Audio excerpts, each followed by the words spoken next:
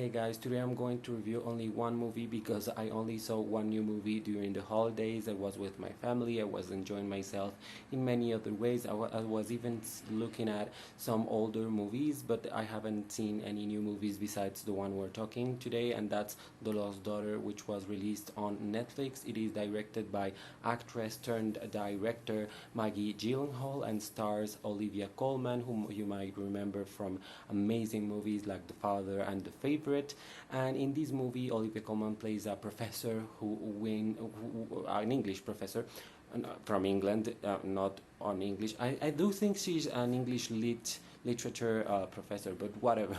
She goes to Greece on a holiday, and there she meets this American family, very Italian, Greek American. Sorry, no, they seem Italian, but they're Greek American family. And in that family, she observes a mother and her child, and that makes her think about her children and her relationship to children and to motherhood and to her husband and to various things in her life.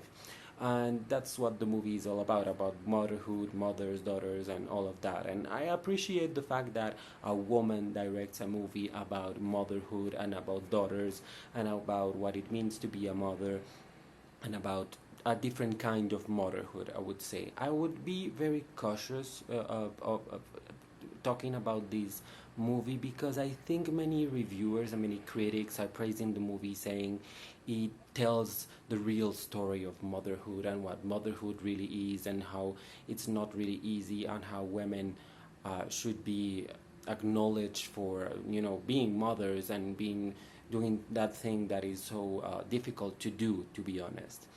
However, I do think that they say basically that that's the whole thing that these movies trying to show, and I don't think it is. I think Maggie Gyllenhaal is talking about one kind of mother, one kind of thing, because to be honest, no, none of these characters on the movie are sympathetic. You're not rooting for any of them. Maybe at some scenes, but not really overall. I mean, the people in this movie, and that's to praise Maggie Gyllenhaal because she also wrote the screenplay. They feel real. They feel like organic. And for example, the Dakota Johnson character, which is the young woman with the daughter in the movie, she's cheating on her husband or boyfriend or whatever the fuck it is with another boy.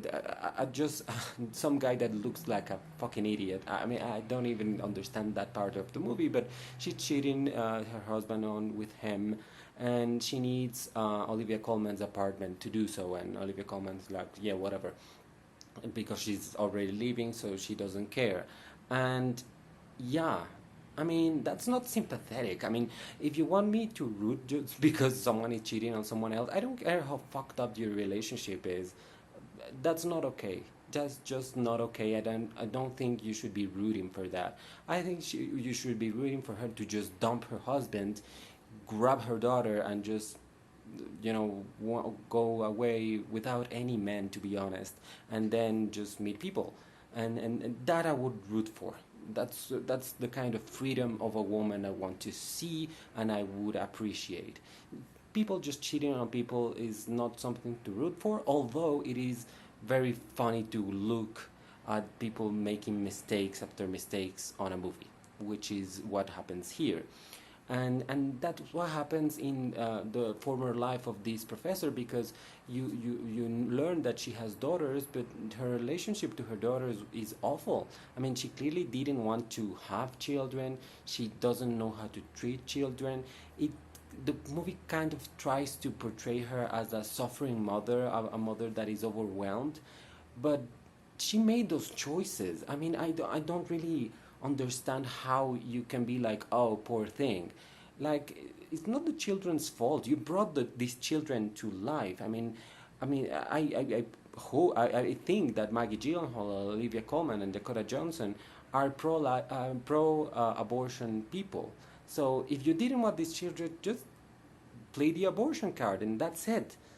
But why bring children that you know you're not going to be able to take care of, because you're living your life basically. And I'm not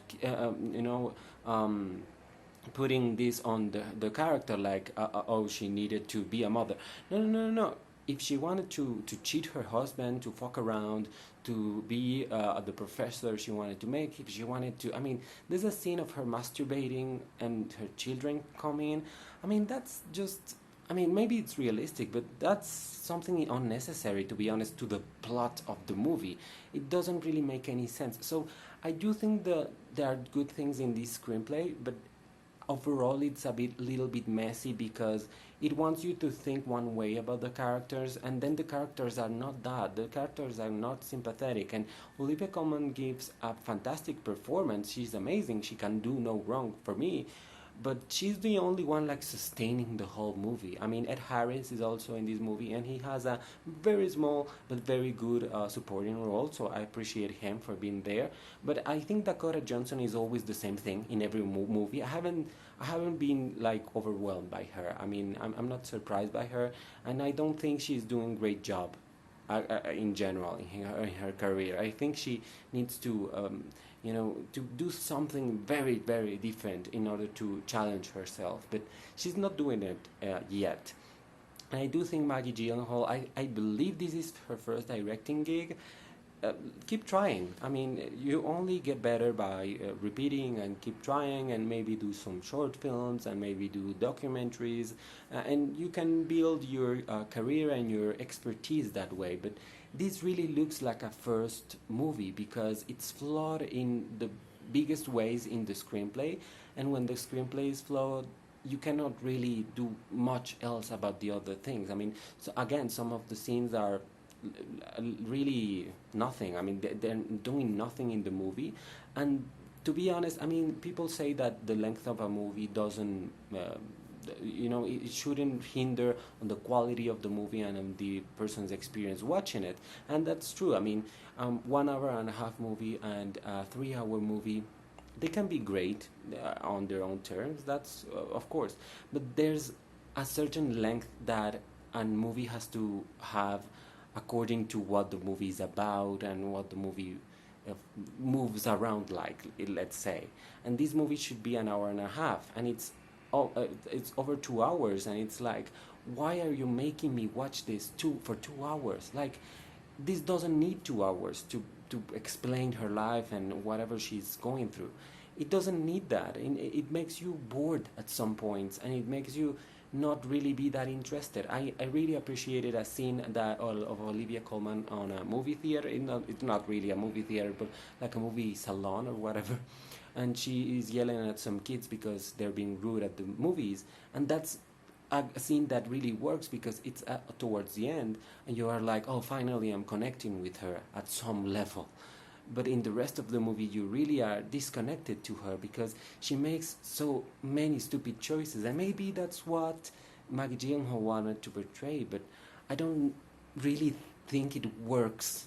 I mean, even if that was the case, she could have done it in so many other ways.